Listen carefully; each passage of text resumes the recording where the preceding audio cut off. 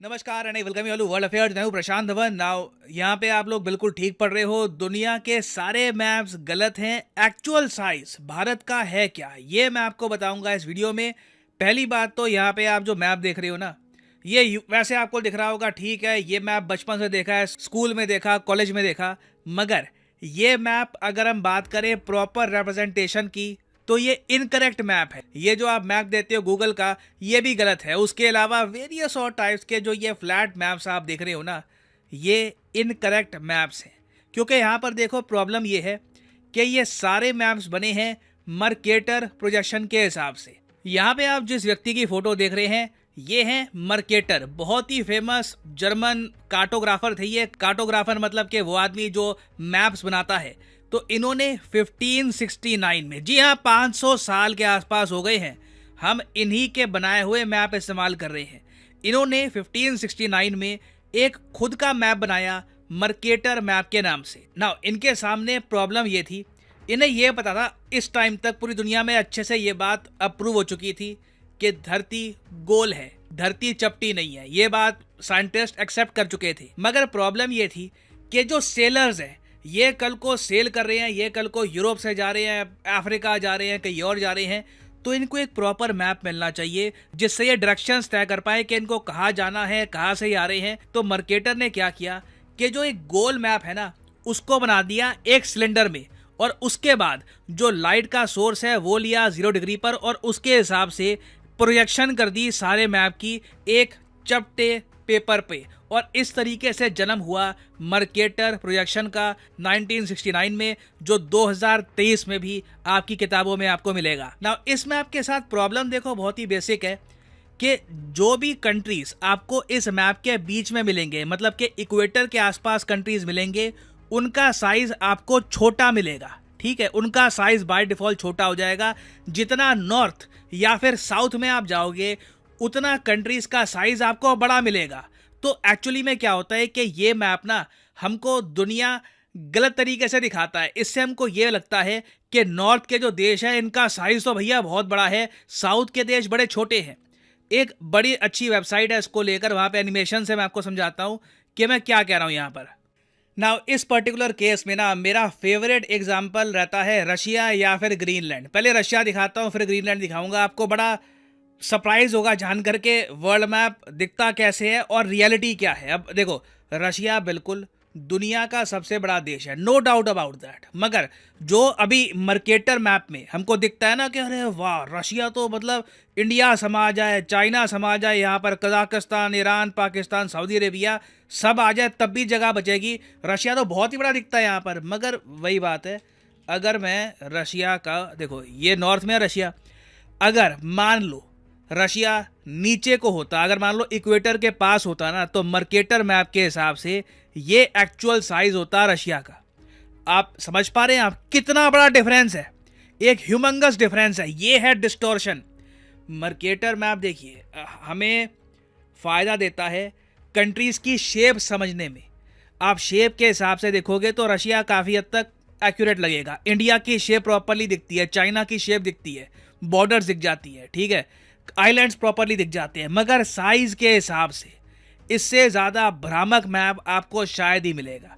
अब रशिया को साइड करते हैं, रशिया से बड़ा उदाहरण लेते हैं ग्रीनलैंड का। ग्रीनलैंड को देखकर लोग बड़ा सरप्राइज फील करते हैं कि ये क्या है। ये है जी ग्रीनलैंड। नाउ ग्रीनलैंड अपने आप में 100% एक इंडिपेंडेंट कंट्री नहीं है, ये किंगडम ऑफ डेनमार्क का पार्ट है। मगर हम ग्रीनलैंड का एग्जाम्पल लेते हैं समझने के लिए कि मर्केटर मैप कितना ज़्यादा डिस्टॉर्टेड है। ठीक है, मैंने ग्रीनलैंड यहाँ पर टाइप किया और आप देखो, अगर मैं मर्केटर मैप के हिसाब से ग्रीनलैंड को इंडिया के पास लेके आता हूँ ना, तो मैं ग्रीनलैंड को इंडिया में फिट कर दूंगा। इतना छोटा है ग्रीनलैंड रियलिटी में, और इसको इक्वेटर के और पास लेके जाऊं तो इसका साइज और ज़्यादा सिकुड़ता रहेगा। याद रखिएगा, ये इक्वेटर यहाँ पे गुजर रहा है, इसके करीब जितना कोई कंट्री दिखेगा उतना साइज उसका आपको छोटा दिखेगा, जितना नॉर्थ को होगा उतना बड़ा दिखेगा। पाकिस्तान भी मैं आपको बता दूं, सिंस इंडिया के कंपैरिजन में थोड़ा सा नॉर्थ को है, तो पाकिस्तान भी जो इसका एक्चुअल साइज है उससे काफ़ी बड़ा दिखता है। पाकिस्तान भी साइज में काफ़ी छोटा है।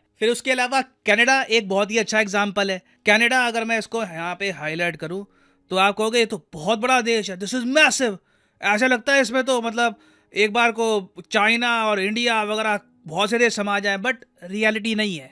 This is the problem. इसलिए मैं कहता हूँ कि जो ये मैप्स हम यूज़ करते हैं इससे हमको reality, actual image world map की पता नहीं लगती। इसको अगर मैं नीचे लेके आऊँ तो ये रहा कनाडा आपका, आप देख रहे हो। अफ्रीका में बड़े आराम से फिट होता है, एशिया में बहुत ही आराम से फिट हो जाएगा अगर हम इसको प्रॉपरली इक्वेटर के आसपास रखें। तो ऐसे बहुत सारे देश आपको मिलेंगे, और ऐसा नहीं है कि ये सिर्फ नॉर्थ में है।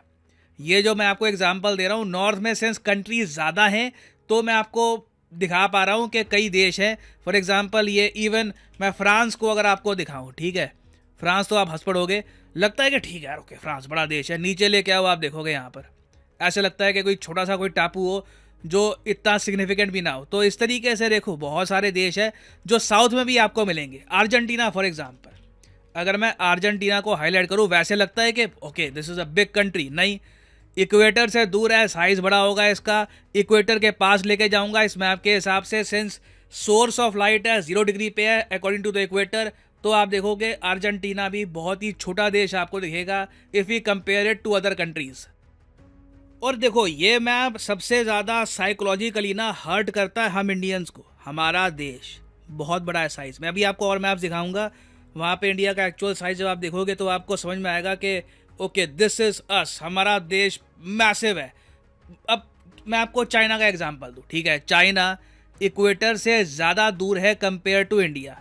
तो चाइना भी ना साइज़ में हमको बहुत बड़ा दिखता है, हमें लगता है कि ओ हो ये देश तो बहुत ज़्यादा बड़ा है साइज़ में। अगेन मैं यहाँ पर ये बता दूँ कि ये मैप वैसे इनकरेक्ट है, क्योंकि इन लोगों ने अक्साई चिन्ह को चाइना में दिखाया है। इंडिया का जो प्रॉपर मैप है पीएनजी के साथ, ये मैं अलग से यहाँ पर प्रेजेंट कर दूंगा, ये इंडिया का प्रॉपर मैप है, मगर मैं रिप्रेजेंटेशन के लिए बता रहा हूँ आपको कि ये क्या कह रही है। तो चाइना को अगर मैं इक्वेटर के पास लेके जाऊँ तो आप देख लोगे चाइना का भी साइज़ आपको बहुत ही ज़्यादा कम दिखेगा। ये मर्केटर प्रोजेक्शन की बेसिक प्रॉब्लम्स हैं। अब यहाँ पे आप कहोगे अगर मर्केटर प्रोजेक्शन में ये सब प्रॉब्लम्स हैं तो हम कोई और मैप इस्तेमाल क्यों नहीं करते। देखिए इस पे चेंजेस आ रहे हैं। अगेन आपको समझना होगा, कई किताबों में ओवर द ईयर्स बहुत लंबे समय से ना एक प्रथा चलती आई है कि जी यही है वर्ल्ड मैप, और एक यूरोपियन ने इसको बनाया था, तो आप कह लीजिए थोड़ा सा बायस रहा होगा, उसने यूरोप को और यूरोप के जो नॉर्थ में कंट्रीज़ हैं उनको ज़्यादा ही बड़ा दिखा दिया। तो आप कह लीजिए ये इसमें कभी कोई चेंज आया नहीं, कभी किसी ने सोचा नहीं कि ये जो मैप है इनकरेक्ट है, हम कोई और मैप यूज़ क्यों नहीं करते हैं। फॉर एग्जांपल आज के समय ना एक नए टाइप का मैप यूज़ किया जा रहा है अमेरिका की कुछ स्टेट्स में। इस मैप का नाम है Gall projection map, Gall Peters projection map. ये 1971 में बहुत ज़्यादा फेमस हो गया था। इसको काफ़ी पहले बनाया गया था वैसे, बट 1971 में काफ़ी फेमस हुआ जब कई कंट्रीज़ ने कहा कि ये मैप हमारी एक्चुअल साइज़ को रिप्रेजेंट नहीं करता। तो गॉल पीटर्स मैप ये है। गॉल पीटर्स मैप साइज़ की अगर हम बात करें ना तो बहुत ज़्यादा, 100% तो नहीं कहूँगा क्योंकि इन दी एंड थोड़ा बहुत डिस्टॉर्शन तो आपको मिलेगी, क्योंकि अगेन आप एक गोल चीज़ को, धरती गोल है, एक गोल चीज़ को आप एक फ्लैट जगह पे प्रोजेक्ट करोगे तो डिस्टॉर्शन होगी, उससे आप बच नहीं पाओगे। मगर बहुत ज़्यादा एक्यूरेट मैप है साइज़ के हिसाब से। अब यहाँ पे आप देख पाओगे इंडिया अलग ही आपको दिखेगा, और आप सोच रहे होगे अच्छा ठीक है इस मैप को एक्सेप्ट कौन करता है। बिल्कुल जैसे मैंने आपको बताया, बॉस्टन यूएस में एक सिटी है, यहाँ पर कई स्कूल्स हैं, ये धीरे धीरे अब ये मर्केटर मैप को ड्रॉप कर रहे हैं, इसकी जगह ये गॉल पीटर्स मैप को पढ़ा रहे हैं। उसके अलावा कई और यूनिवर्सिटीज़ हैं अफ्रीका में, साउथ अमेरिका में, वो कह रही हैं कि गॉल पीटर्स मैप ज़्यादा करेक्ट है अगर हमको प्रॉपरली समझना है कंट्रीज़ का साइज़। मगर इस मैप में एक प्रॉब्लम आ जाती है कि नॉर्थ और साउथ में जो देश है ना, इनकी इमेज जो है,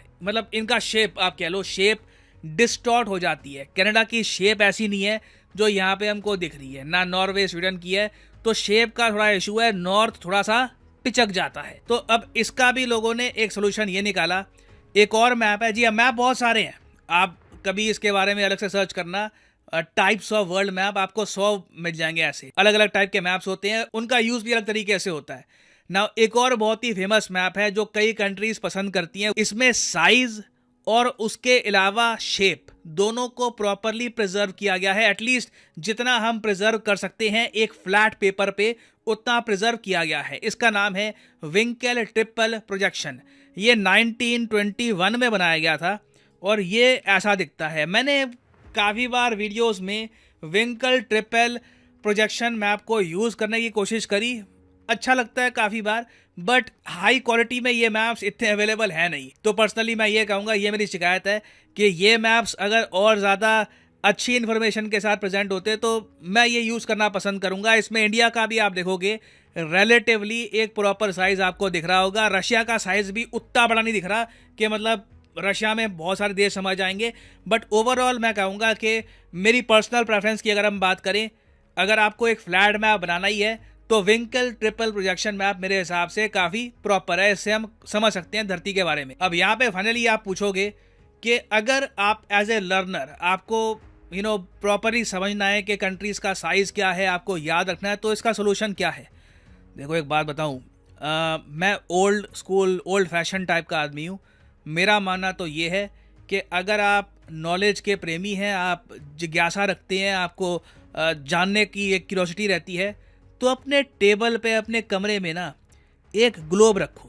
बहुत आपको उससे अच्छा लगेगा। आप नोटिस करोगे दुनिया में जो वर्ल्ड लीडर्स हैं, चाहे कितनी भी ऊंची पोस्ट पे पहुंच जाएं, कहीं भी पहुंच जाएं, अपनी टेबल पे ना एक ग्लोब रखते हैं। आपको अगर समझना है कि आपकी कंट्री कहाँ पे, उसका साइज़ क्या है, दुनिया क्या है, दुनिया की बाकी कंट्रीज़ का साइज़ क्या है, तो एक प्रॉपर ग्लोब से ना आपको इसका आइडिया मिल जाएगा। तो आप देखोगे ज़्यादातर जब कोई बड़े गैदरिंग होती है, समिट होते हैं, जहाँ पे कंट्रीज़ के लीडर इकट्ठा होते हैं, वहाँ पे एक बार को कुछ मैप दिखाना होता है, तो जो मर्केटर मैप है उसको यूज़ नहीं करते, यूजुअली ग्लोब को यूज़ किया जाता है। और आपको भी मैं प्रोत्साहित करूँगा कि चाहे अगर आपके पास रिसोर्सेज ना हो, कल को रिसोर्सेज अगर हो, तो एक अच्छा सा एक ग्लोब रखिएगा अपने टेबल पे। यू विल फील गुड, और उसको देखकर आप समझ भी पाओगे कि आपका प्यारा भारत साइज़ में कितना बड़ा है और दुनिया की बाकी कंट्रीज़ का एक्चुअल साइज़ क्या है। क्योंकि जिस धरती पे आप रहते हो उसके बारे में ही अगर आपको प्रॉपर नॉलेज है नहीं, तो आपका जो बेस है, जो फाउंडेशन है नॉलेज का,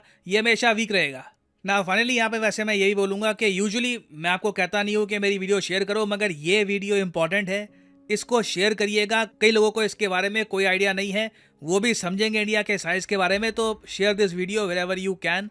और फाइनली मैं वैसे आपसे क्वेश्चन एक यही पूछूंगा, आपके हिसाब से अंडरस्टैंडिंग के लिए बेस्ट मैप कौन सा है?